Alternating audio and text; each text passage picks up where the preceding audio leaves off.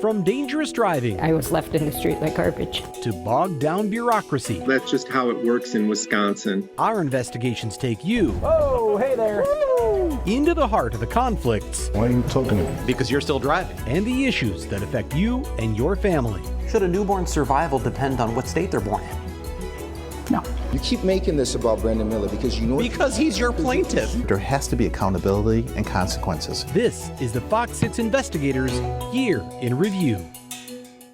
Hello, I'm Bryan Polcyn, and this is the FOX6 Investigators Year in Review. Over the next hour, we'll show you some of our most impactful investigations in 2024 and some of the best moments from our award-winning podcast, Open Record. We start with a gap in state law big enough to drive a car through. It's against the law to drive without a valid license in Wisconsin, but it's almost never a crime, no matter how many times you get caught. Our investigation exposes a deadly loophole in the law. A warning, the video you're about to see could be uncomfortable to watch. There are some things in life And all of a sudden I heard an engine rev. you never see coming. It's scary. For Tina Firetag, this is the moment when time stopped. I remember getting hit, and then I don't remember flying. The maroon Acura TL sent her hurtling to the pavement and then kept going. And I just rolled over to the curb, hoping not to get hit. The driver left Firetag behind with internal bleeding, a broken leg, and a fractured spine. You know, laying in the street like a piece of garbage. That's what I felt like. I was left in the street like garbage.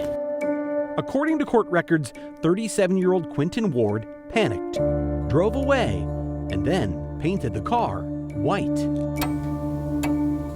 Can you roll down all your windows, please? 2 months later, Milwaukee police stopped him in a white Acura TL with no plates. My girlfriend just got the car. They arrested him, and prosecutors charged him with felony hit and run, causing great bodily harm. I used to be able to go to the kids' soccer game. I can't walk across the playgrounds, go to State Fair. I can't do that anymore. You can turn and face the other way, but the reality is this affected somebody and affected somebody's life. Why are you talking to me? Because you're still driving. Just 2 weeks before the crash, Is there a reason why you're driving so recklessly today? police had stopped Ward in the same car for driving in a bike lane, unsafe passing, and operating while revoked. Try to get a license. Yeah, that's what I'm working on now. The truth is, Ward has been driving illegally for years. Since 2019, police have pulled him over 22 times for speeding, unsafe passing, running red lights, and reckless driving. I was planning on getting me a new attorney. 7 of those stops occurred after he bailed out of jail for the hit and run. You're doing 73. The speed limit's 35. All of them I'm in a rush. I'm trying to get to my grandma so I can take her to the hospital. I'm on my way to see my grandma in the hospital. I just picked my uncle up from the hospital. in unregistered cars. This is my girlfriend's car. This is my child mother car. She just bought the car. She haven't got it registered yet. She just got the car a couple days ago. She just got it 2 days ago. She got the car last week. And all of them You have a driver's license on you? I'm not gonna lie to you. I'm not gonna lie to you, sir. I'm not gonna lie to you. I'm not gonna bullshit you. I'm not gonna even bullshit you around. I'm not gonna lie to you. I don't got no license. after the state took his license away. Your driving record is quite lengthy. You see, Quentin Ward is not just a revoked driver. You're revoked because of your habitual traffic offenses. Police say he's dangerous. That individual should be incarcerated. As the former chairman of Milwaukee's Reckless Driving Task Force, Alderman Michael Murphy has been trying to get drivers like Ward off the street for years. He's putting your life, my life, our family's life at risk, and he doesn't care. I think sometimes we feel a little hamstrung. But Inspector Doug Holton says that's easier said than done. The laws we have now really aren't working. He's in charge of the Milwaukee County Sheriff's Office Patrol Division and says most unlicensed drivers get a ticket. Right now you're legally parked, so I don't have to tow the car. Okay, so I'm gonna dip. And nothing more. We're not naive enough to think that he's not just going to drive off. You slow down, all right? Okay. Milwaukee police declined our request for an interview. But over a 5-year period, they caught more than 27,000 people driving while suspended, revoked, or without a license at all. Nearly 7,500 of them twice, nearly 600 5 times, and 41 drivers were caught in that 5-year period 10 times or more. Now you're good to go. Including Ward, who's been cited for driving while revoked no less than 20 times since 2019. There's no accountability right now. That's because under most circumstances, driving with a suspended or revoked license in Wisconsin is not a crime, no matter how many times you do it. There has to be accountability and consequences. It hasn't always been this way. It used to be a crime in Wisconsin to operate a vehicle while suspended or revoked, until about a quarter century ago, when lawmakers in Madison changed that. One whole branch of the circuit court was devoted solely to driving while suspended cases. Retired municipal judge Jim Gramley said in the 1990s the law was making criminals out of drivers who were poor. It was people who simply were caught in an economic downward spiral. That's because most license suspensions are caused not by dangerous driving, but failure to pay a fine. That conduct in and of itself doesn't threaten anybody. In 1995, Governor Tommy Thompson appointed Gramling to a statewide task force that recommended a major change in state law. It made operating while suspended a traffic ticket, but left driving while revoked a crime. You get revoked for more serious reasons. In 2011, lawmakers went one step further, reducing the penalty for operating while revoked. 2. So that's the plus side you have going for you here. Now it's only a crime if your license was revoked for driving drunk. If you was revoked for an OWI, you'd be going to jail right now. But because it's only for your driving record, it's just a ticket here. Did you catch that? Because it's only for your driving record, it's just a ticket here. Only for your driving record. Yeah. I mean, that's where people get very frustrated. Driving is a privilege. Republican Senator Van Wanggaard wants to swing the pendulum all the way back. Should driving while suspended or revoked be a criminal offense? Yes, absolutely. Even on the first offense? Yes. Last fall, he introduced Senate Bill 404, which would have made driving while suspended or revoked a misdemeanor the first time you get caught. Well, that's strong. Inspector Holton says that would be a challenge to enforce. Like every other agency, we're limited in our resources. Legal Action of Wisconsin said Wanggaard's bill would create more than 100,000 new criminal cases a year statewide. You're not going to lock up 100,000 people in the state of Wisconsin for that offense. Murphy is looking for middle ground. There has to be a balance. Gramling says the state should limit suspensions and revocations to those who are truly dangerous. Suspend fewer people, but suspend them for better reasons. Absolutely. Then focus on the most persistent offenders. Address the repeaters. Perhaps second or third or more becomes a misdemeanor. After the second, third, fourth offense, it needs to be a criminal offense. Until then, I got plenty of tickets. I'm not gonna bullshit you around. there's nothing to stop them My life is gone. from doing this to someone else. I feel like the life I had and the plans I had have been destroyed and taken from me. It's just a matter of time. Senator Wanggaard's bill passed the state Senate but failed to advance in the Assembly before the legislative session ended for the year. Meanwhile, Quinton Ward continues to drive illegally. He was stopped in July for speeding in Milwaukee and in November for operating while revoked in Kenosha County. His trial for the 2022 hit and run is now scheduled for March 10th of 2025. Well, scores of private security guards in Milwaukee are unlicensed and untrained. How the city's effort to clean it up ran into powerful opposition. And it's a fast-growing sport making waves on Wisconsin waters. What scientists say about the ripple effects of wake surfing. Fox 6 Investigators, demanding the answers you deserve because you matter. Hundreds of small business owners in Milwaukee say they have private security to keep you safe. But many of those workers are unlicensed and untrained, and some are convicted felons. The Milwaukee Common Council crafted a new ordinance to change that, until powerful forces in the business community fought to kill it.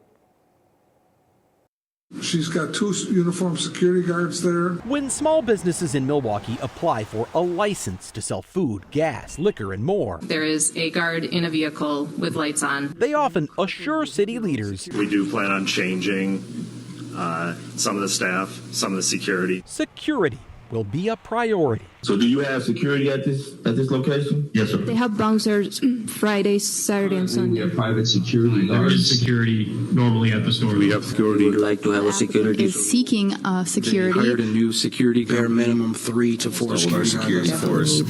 Added security. Over the past 2 years, nearly 100 licensed establishments have informed Milwaukee's powerful licenses committee that they employ private security, from bouncers and ID checkers to gas station attendants.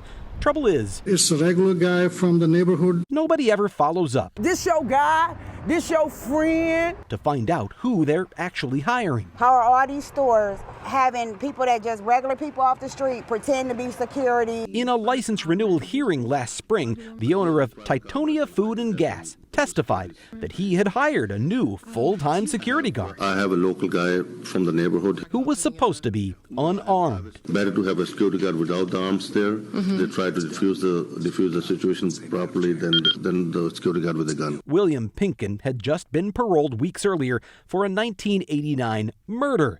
And as he guarded the gas station on August 23rd, police say he did have a gun and used it to kill 29-year-old Isaiah Allen for shoplifting Little Debbie snack cakes. You can't have like convicted murderers or a murderer period doing security. Prosecutors charged Pinkin with homicide. The city revoked the gas station's license, and Allen's Aunt Carisha and Mother Natalie embarked on a mission to change the way Milwaukee regulates security guards. Because we had to lose something so dear, we're very passionate about this. This gonna help everybody. Out of this tragedy, this legislation was born. In March, Alderwoman Andrea Pratt drafted a new ordinance that requires for the first time that security personnel be licensed by the city, As well as undergo a thorough background check. Cogs. Aye. Rainey. Aye. Samaripa. Aye. The Common Council approved it unanimously. 15 ayes. But almost immediately, It's a bad law. the business community pushed back. The amount of red tape in the city of Milwaukee that small businesses have to jump through, the hoops they have to jump through just to make a living, it's quite ridiculous. Attorney Emil Ovbiageli represents 4 nightclubs and 1 towing company who are suing to have Milwaukee's new ordinance declared unconstitutional. You have a law that discounts at least 1 out of every 4 black and brown persons in the city of Milwaukee. He says the law discriminates against convicted felons by threatening to keep them from engaging in their chosen field of employment. That is absolute nonsense. The lead plaintiff is 34-year-old Brandon Miller, a bouncer at Revel Bar in Bayview. In 2017, prosecutors charged Miller with forcing his girlfriend's head underwater until she couldn't breathe, then punching her in the face and knocking her unconscious because dinner wasn't ready. He already has a high disposition of violence. Miller was convicted of domestic violence, causing substantial bodily harm. Should somebody like that be working security? No. You're using an alleged crime. No, a conviction. You're using an alleged crime. A conviction. A conviction That's very different from an allegation. Earlier this month, Miller was convicted of a second felony, this time for using a false identity to steal a $50,000 Dodge Ram from a dealership. A fake ID from a guy whose job is to check for fake IDs. Why would you want that person in your establishment? Miller is currently serving a 90-day sentence with work release. In a phone call with the FOX6 investigators, he said guys like him make the best security guards, as opposed to some licensed guards who are, quote, so little and so timid and can't do the job correctly. In Milwaukee, Miller estimates, quote, 80% of everyone that is working right now doing security are felons, end quote. And without them, he predicts, a lot of clubs will be forced to close. You keep making this about Brandon Miller because you know... Because he's your plaintiff. Ovbiageli says the bigger problem is burdensome regulation. And on that point, the Metropolitan Milwaukee Association of Commerce agrees. In a written statement, MMAC's Vice President Andrew Davis writes that the new security ordinance, quote, makes Milwaukee the most difficult city in Wisconsin for employers to hire security staff, end quote. The president of MMAC is former Wisconsin Assemblyman Dale Kayinga. In 2015, Representative Kayinga teamed up with Senator Van Wanggaard on a new law that blocks cities in Wisconsin from creating any new professional licenses. The law was aimed at the city of Milwaukee. Based on the law you passed in 2015, do you believe this ordinance is illegal? Yes. OneGuard says the state already regulates security guards. If it's already licensed under state statute, they can't just create their own license. Last year, a FOX6 investigation found the state has just 9 consumer protection investigators to police dozens of professions, including private security, which has more than 7,000 licensees alone. And attorney William Sultan says the state isn't doing its job. The state is failing. The state is failing to provide checks for who's being hired to perform private security, holding private security companies accountable. He represents the Allen family. You're saying the state law is not working? It's not working. It's ineffective. If it was, Allen says, her son would still be alive. He wouldn't have got shot by a convicted murderer, having a gun, pretending to be security. I think there is a way to get this right. If there's a problem, Ovbiageli says the solution is in Madison, not Milwaukee. Senator OneGuard agrees. Well, then that's something we need to look at. But Carisha and Natalie Allen say promises are not enough. I have a local guy from the neighborhood. The only thing that will bring them a sense of security We're going to take this all away. is action. It's going to help another mother where she don't have to bury her child. The city's attempt to license security guards was a short-lived experiment. 2 months after our investigation aired in May, the city of Milwaukee rescinded the ordinance. It is not yet clear if the city plans to tackle the issue through state legislation next year. Well, meter fees and parking tickets are set to increase next year in Milwaukee, while one alderman says the Hop streetcar is to blame. The new kids are on the block now. This is an issue that affects millions of people in the state. It's a race to regulate the new kings of the lake, the impact wake surfing is having on and off the water. A conflict is brewing on Wisconsin waters as a new style of powerboat is making big waves. Wake-enhanced water sports are stirring up controversy all over the state, and our investigation explores the race to regulate these new kings of the lake. With more than 16,000 bodies of water, Wisconsin is a land of liquid paradise. We desire calm water. But sometimes, It's a bit chilly. paradise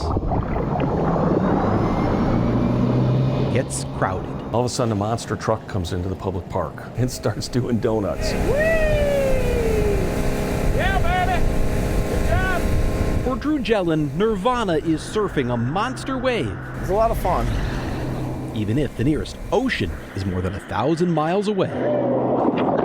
Only certain people can water ski, certain people can wakeboard, everybody can surf. He makes custom boards for an emerging sport known Jason, you want to go? as wake surfing. Unlike water skiers, wake surfers can ride a boat's wake untethered. There you go, bro. But to generate a wave big enough to surf, wake boats are designed with deep hulls and built-in ballast tanks that fill with lake water to weigh them down. So if the boat is sunk down, that wave then comes up high. They're also equipped with shaping plates that push the wake to one side, creating taller waves at slow speeds. You just want slow, steady, and a nice wave. So it's far less of an impact to the body. Jesse McCardell is a policy manager for the National Marine Manufacturers Association, and he says wake surfing is not just popular with younger boaters, but those with aging bodies. You've been water skiing your whole life, you have bad shoulders, bad hip. Not to mention a little extra money in the bank. This is not the sport of the common guy. Wake boats first came onto the water sports scene about 15 years ago, but they surged in popularity during the pandemic and now represent nearly 5% of all new powerboats sold in the United States. The new kids are on the block now. But popularity This is a serious issue. is a matter of perspective. It is controversial. And that's what drove a fisherman, a sailor, and 2 water skiers to form the nonprofit Lakes at Stake. This is an issue that affects millions of people in the state. Recreational boating is an $8 billion a year industry in Wisconsin, and communications director Jamie Minnie Maple says wake boats are taking over. They are crowding out the lake. Scott Rolfs is the group's secretary and an avid fisherman. When the wake boat comes by, we all have to quick grab onto the sides and hang on. To demonstrate, there we go. They invited the FOX6 investigators to spend Memorial Day weekend Whoa! Whoa, hey there. In a kayak on Pewaukee Lake. Okay. Getting knocked around, frankly. That had a little something to it. There's not a better word for it. This video on the Lakes at Stake website shows a child stranded atop a slide as wakeboat waves pound the lakeshore. They damage the environment, destroy personal property, and erode the shoreline. Jeff Meisman is a board member of Last Wilderness Alliance, a leading voice among a chorus of critics. Then the huge wake came, nearly capsizing us. Who are imploring the state's Natural Resources Board to do something about it. You need to act immediately to stop the harm. I think this is one area that's bipartisan as hell. Wake surfing represents a threat with the broadest spectrum of damage to our lakes, lake shores, and lake users that I've encountered. Wisconsin law currently requires all motorized boats to stay at least 100 feet from shore when creating a wake. But a study by the University of Minnesota found waves produced by wake boats had 3 times the energy of those from ski boats after 500 feet. And that's just the beginning. There may be a lot of things going on underwater. Wake boats operate with the engine's propulsion system angled down. And a study commissioned by the North Lake Management District in Waukesha County found that could have significant effects on lake bottoms as deep as 20 feet, stirring up sediment and blasting apart fish habitats. Lakes at Stake shared this video from the floor of Big Cedar Lake in 2014, and the same location this year. They can't prove wake surfing caused the change, but say they believe it's a harbinger of things to come. It's mounting, and some of it could be irreversible. And that's why they want to ban wake boats on all but the biggest Wisconsin lakes. This is a map of more than 2,000 lakes, at least 50 acres in size. Lakes at Stake wants to limit wake surfing to lakes of at least 1,500 acres, a total of 77 lakes statewide. I would move. It's a move that would severely limit the options near Milwaukee and in Wisconsin's North Woods. I'm not even joking. I would get out of here. In effect, what you would do is concentrate this activity on a select group of lakes. It just creates a very contentious issue. Stephen Radke is a member of the Wisconsin Wake Surf Alliance. They do cause waves. They do. He says the research commissioned by critics may raise theoretical concerns, but it proves nothing. Solid wake boats have been around for 15 years, and we have yet to be able to point out wake boats destroyed this entire shoreline. And the boating industry has its own science. A computer simulation published in the Journal of Water Resource and Protection determined a 200-foot distance is enough to ensure wake boats have a minimal impact on the shoreline, an effect equal to waves generated by natural winds of 20 miles per hour. 2 of the study's 3 authors work for Mercury Marine in Fond du Lac, which makes boat engines. Each side is critiquing the other. And now the 2 sides are racing to change state law. Critics want to keep wake surfers 700 feet from shore in at least 20 feet of water, while the water sports industry is lobbying for 200 feet with no depth restriction. Is there a way for everyone to be happy here? Almost certainly not. And I think there is. 4 states have already set a 200-foot restriction, while Maine went to 300. There are wakeboat owners that I've talked to that said, we can live with 300. Just last month, Vermont set a 500-foot distance. 500 really is the minimum. Now other states are keeping a close eye on Wisconsin. It's an important state to the recreational boating industry, where lakes are considered a public trust. Our lakes are precious, and they belong to all of us. And the outcome of this water war, There's plenty of room on the water for everybody, could have ripple effects for years to come. As of September, there were 31 communities across the state that had passed some form of restriction on wake-enhanced boating. More of those local debates are happening every month. It's not yet clear if either side plans to introduce state legislation when the legislature convenes again in January, but it's sure to be a topic. Well, it's a rare disease that's deadly for newborns. Now, a federally approved test could save your child's life. So why won't the state of Wisconsin use it? Really putting a focus on, away from cars. No, that's not an option. The city of Milwaukee plans a surge in downtown parking tickets, why another mode of downtown transportation could be behind the increase. The federal government has added a new disease to its recommended list for newborn screening, but it could be years before Wisconsin starts testing for the deadly disorder. Our investigation finds your child's life could depend on where it's born. Colin Cushman's life could have been so much better. Who knows? Who knows what he could have done? If only there'd been a way. What do you remember about Colin? He was the best brother ever. To detect the rare disease that afflicted him before it was too late. Great, honey. He was the best brother. Now, there is a test that could save children just like him. I'm hopeful that it can and will be done for future Wisconsin babies. And for the past 9 years, Kevin and Judy Cushman have been trying to convince the state of Wisconsin to use it. Because there will be more kiddos born with this disease. More than 60,000 babies are born in Wisconsin every year, and short of a parent's religious objection, all of them are tested by law for hearing loss, congenital heart defects, and a growing list of rare but deadly disorders. Newborn screening is one of the greatest public health achievements in the last 100 years. It's okay, buddy.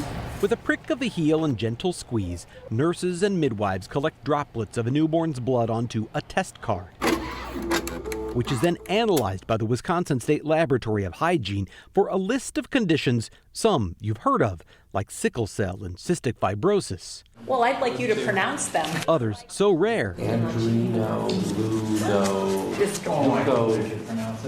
Yeah.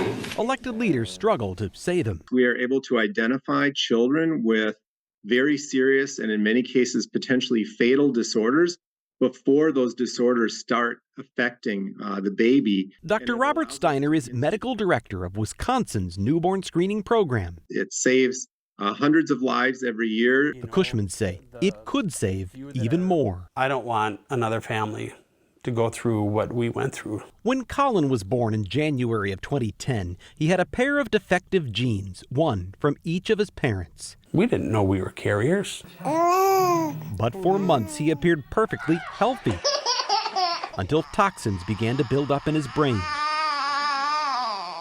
causing Colin to lose control of his own body. By the time doctors diagnosed him with Krabbe disease, it was too late to attempt a life-saving bone marrow transplant. How valuable would that be to you? I said I wasn't going to cry.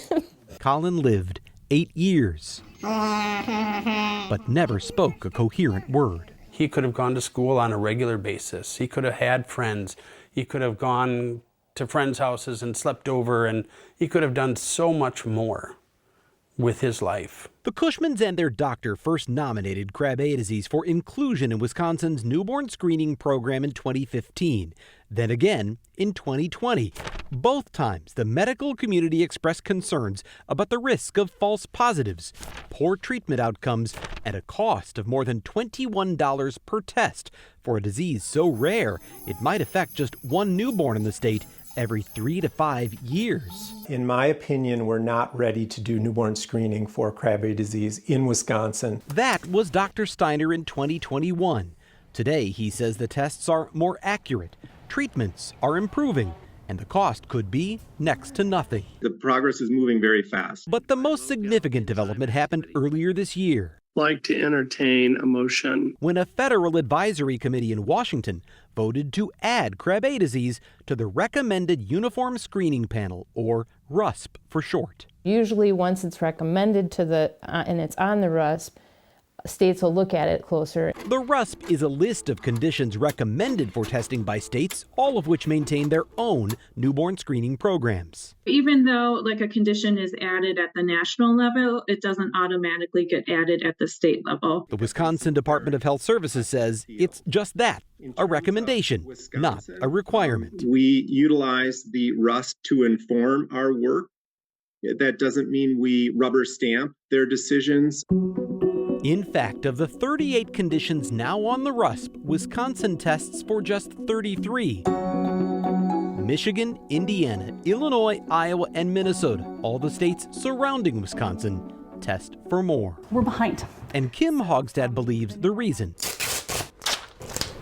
is bureaucratic red tape. We have the science here in Wisconsin. What we don't have is a good process. She is founder of the Wisconsin Rare Disease Alliance, which is pushing to speed up the process for getting new diseases added to the newborn screening program. Should a newborn's survival depend on what state they're born in? No, it shouldn't. It should not in this country. Illinois, Indiana, and Minnesota already test for Krabbe disease, and Iowa recently approved a test in concept. But so far, Wisconsin has rejected Krabbe testing twice. And the director of Wisconsin's Division of Public Health says if advocates want to try again, they'll have to go back to square one. Yes, we would need another nomination to start the process again. Why does it need to be nominated again when it's already been nominated multiple times? That's just how it works in Wisconsin. Which is extremely frustrating. Once it's nominated, it will have to pass through a 3-tiered gauntlet of regulatory committees, then administrative review, and then rulemaking. It's slow and clunky. A process that could take at least another 2 years. Do you think that this process needs to be streamlined? I think all of us would like to see that time reduced and be able to add conditions more swiftly. We need to change the process so we aren't waiting years and years and years. A bill that would have more closely tied Wisconsin's newborn screening program to the RUSP. This should be a no-brainer. Died last winter in the Wisconsin Senate. We're going to change this. Hogstad says it's only a matter of time. But time matters. With every day that passes, odds increase that another child will be born. It could be today. Who knows? With a deadly disease that goes undetected. Hey, Bubba. Until it's too late. I promised Colin before he passed that we would see this through. A promise to protect the next child. Love you, bud. From being born in the wrong state. The director of Wisconsin's newborn screening program, Dr. Robert Steiner, says he believes Wisconsin is right in line with other states. Of the 5 federally recommended conditions that are not on our state's test list, he says 2 are currently in the rulemaking process. 1 is part of an ongoing demonstration project, and the other 2 are expected to receive nominations in the near future. Well, still ahead, the city of Milwaukee wants to raise meter fees, the hole in the budget they're hoping to fill, and why one alderman suspects Milwaukee's streetcar is to blame. The Fox 6 Investigators, Milwaukee's most experienced investigative team. Honored, trusted, respected. Holding the powerful accountable by helping the powerless. And exposing what you have a right to know. The Fox 6 Investigators. We are Milwaukee's investigative team. Because you matter. Drivers beware. The city of Milwaukee plans to write nearly 500,000 parking tickets next year, and the fines are going up too. The parking enforcement surge comes as the Hop streetcar continues to bleed red ink, and one alderman questions if the city's poorest residents are the ones who will be paying the price. For all of the efforts to promote public transit, I will not be taking the bus downtown, no. Milwaukee is a city dominated by cars. You come out to your car and you've got a ticket. Tammy Washington's had her share of parking tickets. Now the Department of Public Works wants to extract an extra $2 million from drivers just like her. Really putting a focus on, away from cars. Last week, DPW Commissioner Jarrell Kruschke unveiled a plan to issue more than 500,000 parking tickets next year and boost the fines for each violation nearly 50%. Night parking on the wrong side of the street would climb from $20 to $30. Parking meter violations from $22 to $35.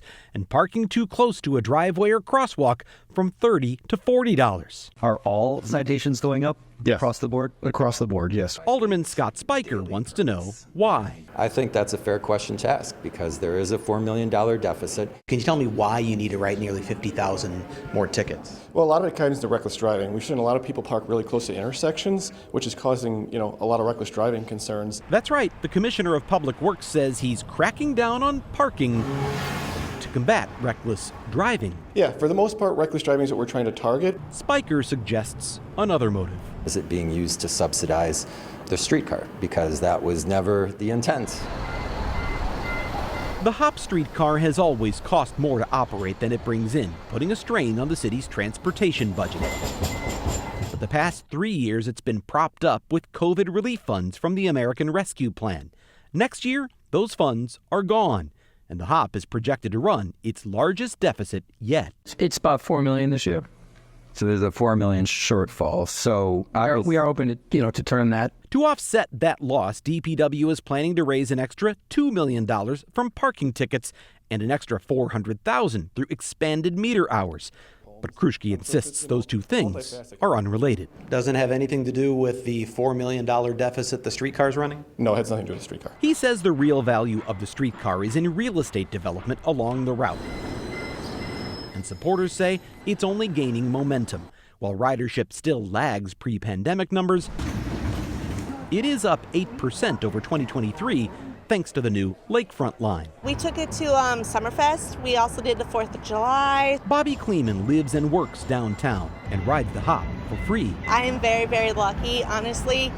If I didn't live down here, it'd be kind of hard to take it. In fact, everyone rides for free because the HOP does not charge a fare. If they're folks who can afford to pay, then they should pay something for the service they use. Spiker says that raises potential concerns about equity if the people paying the parking tickets are less affluent than those riding the HOP, something he's asked the city to study. you're charging mostly poor people to pay all these tickets to run a fund that then pays a streetcar, which is mostly ridden by rich people. The commissioner says they're targeting violators. These are people actually breaking the law, so we're not hitting The mom with 1 minute who ran into the grocery store, that violator?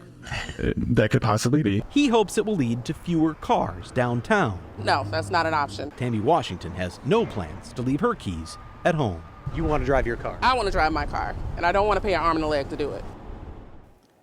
Last month, Alderman Scott Spiker proposed a $3.5 million reduction in the streetcar's operating budget, a more than 60% cut.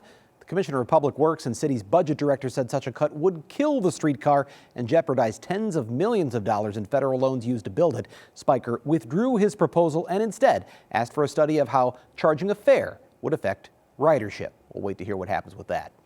Well, for 5 years, we've been telling you the story behind the story on our award-winning Open Record podcast. Still ahead, a look ahead at some of the best moments from the past year. No matter how much we're able to tell you on TV, there's always more to the story. And that's what prompted the Fox 6 investigators to start a podcast in 2019. 5 years later, Open Record is a national award-winning digital production in both audio and video formats. Here are some of the highlights from this year. How can I approach this person in a public space? How can I do it safely? Well, and you're with the photographer. It's not just you. Right. And so you have to, it's almost like a dance that you have to do ahead of time. Like, hey, here's what I'm going to do. When they walk out the door, I'm going to do this. Right. Can you do this? If we really get into the technical aspects of it, sometimes you're really saying, okay, you have the camera in your lap. You're going to open that door. I'm going to go around this way. And you need to stay sort of in a similar distance to each other. I want you to get me in the shot, but I want you to be close enough so that we're seeing that. I mean, there's a lot of that discussion. He's going to walk from that door to this car at what point? And it goes this far. Yeah. I wait until he's 6 seconds out of the door because it's about a 20-second walk to the car. If I go too soon, he goes right back in the door. We get to ask no questions. If I wait too long, he jumps in the car. Yeah. We get to ask no questions. If I intercept him maybe about 50% of the way, we get a chance to spout out a couple of questions. Get off this. You're on private property. I just want to know why you're fighting so hard to keep us from getting a public record. You're just a piece of you know it. Bill, call the cops on this guy, will you? It does go that far that you're doing this kind of calculation. But in the end, the purpose is I want to get out as many questions as I can in the hopes they will answer them. Oh, yeah, there was a presidential primary, too, right? So what do we make of those results? If you look at the numbers, the President Trump gets 79% of the Republican vote, but 21% of the people who came out for the GOP voted for somebody else. And similarly, on the Democratic side, President Biden, 89% of the Democrats in Wisconsin voted for him, who voted on Tuesday, but 11% voted for others. In fact, 8% of them said anyone other than Joe Biden, uninstructed delegates were selected. So what do we take away from that, Jason? I mean, it's a big deal for both sides. I mean, it's definitely both sides have to worry about how are they going to get those voters. Somebody checked the mark. They were going to vote in the Democratic primary, or they're going to vote in the Republican primary, and they decided not to vote for the presumptive nominee. The question is, are those people going to come back home to their political party for the fall? It's like peeling the layer off of something. Very so they cool. knock off the top layer of concrete, And sitting right there, they can see it in the dirt and the gravel, are the outlines of all of these original 5 bowls at the turf. So he gets on the phone quick with his guys, spreads like wildfire throughout the skating community, and all these guys show up on this day in 2010. Wait, so did they halt the project, or? It was, I guess, an ongoing project. Okay. So the work was continuing, but the construction crews had uncovered all of these bowls. Well, if you're listening to this as an audio podcast, I strongly encourage you to go find Carl's story on the turf skate park and watch this, or check out the video version of the podcast on Fox Local or the Fox 6 YouTube channel, or wherever you can get this, because the visual of those bowls being unearthed, it really is like this incredible archaeological find, like you're watching some sort of, historical dig, and they've just uncovered a whole city that once existed, because you see this former iconic skate park and it looks like it's by and large still intact. This is something we have not seen up until this point. These last 4 days, we've seen a lot, but right now there are just huge lines of people waiting to get in Fiserv Forum, and this is hours before the speaking events begin. We have not seen people this excited to get in and get a good seat before, and that's probably because we're hearing from Donald Trump tonight. Tremendous amount of interest in just getting a seat to see the former president and now candidate accept his nomination for the Republican Party for President of the United States. We have been here all week gathering interviews and getting a flavor of this huge event for Milwaukee. I think we've heard overall a sense that this has been successful. A lot of positive feedback about how the city and all the people involved have pulled this off. We have been asking a number of delegates, how did Milwaukee do? And overall, we've been getting positive feedback. We have heard a few complaints about the weather and the fact that there is a lot of walking involved. But I think overall, we can say the impression is that Milwaukee did a good job. Do you know what that takes at age 90? To get yourself to the ballpark, to follow that routine, to call live sports have the sharpness. action, live sports action as it's taking place in front of you. He still has that build of enthusiasm when things are going right, and that rejection or disappointment when things aren't going right. Gift is the perfect word, Ted, and the Brewers in the clubhouse and Brewer fans everywhere should just always relish this opportunity. Going back to the comedy moment, though, I mean, we're watching the locker room celebration, and Pat Murphy introduces him, and they all spray him with champagne, and everybody who was listening heard it. It was just such a Bob Uecker moment where he says, "I peed my pants," and he was having a great time with it, but you can see the joy he has of being immersed in that situation. And that's why I say, how many more times will we get to see it? I'm sure he thinks, how many more times will I get to do this? It's been probably something he never expected, but to get to do this 6 years out of the last 7, as a fan, I think we all want to see him do that. But after a World Series win, right? Yeah, I'd love to keep him for the next 10 years. But more than anything else, I want to hear him say, "Your Milwaukee Brewers are world champions." He was denied that in '82. A lot of people just didn't like the design. You're never going to find, I'm sure they found this in the 50s, and why there's 400 things on the Milwaukee flag. Because you're not going to find a bunch of people who like the design. It's like asking 1,000 people to agree on a movie, and no one's going to agree on a movie. Or a restaurant. Or a restaurant, yeah. Right. But there was also concerns over equity. And did the entire city have a say in this, or was this made by some people in Bayview and some people on the east side? And it brought up some deep, dark things from our city. We're a segregated city, racial inequality. So when people look at the flag, they should represent the entire flag. And I think especially some of the black aldermen in Milwaukee looked at the flag and they didn't see themselves in that flag. This is off the record creep today, but you talk about, let me ask you. Oh, we've already dug there. When you make a peanut butter sandwich or peanut butter and jelly, how much peanut butter goes on? And it does just go on one side? Oh, why you gotta do this? I'm still not eating peanut butter. I have 2 weeks left. Does it go on both For sides? lunch, did you give it up? Yes. Yeah. Oh, Okay. that's a hard one.